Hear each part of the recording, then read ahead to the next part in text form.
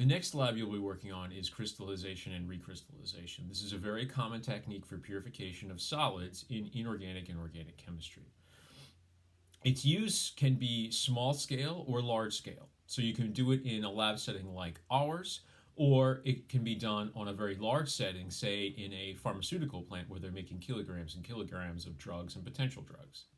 So the key for this particular method is to find an organic solvent where the material you're purifying is insoluble at room temperature and soluble at high temperature. At high temperature, all the materials, your desired product and your impurities will be soluble. But at low temperature, the impurities will remain in the liquid and your desired material will crystallize out.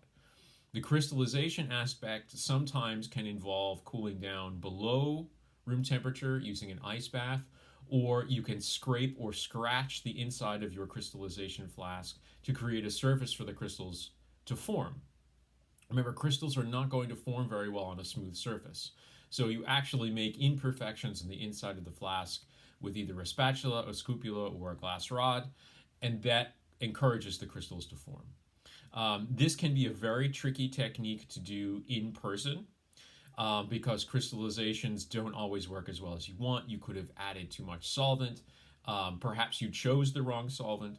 So these can be pretty tricky. You will be given the data to analyze as usual to be able to determine in some parts what is the best solvent for a particular recrystallization, and then calculating the percent recovery.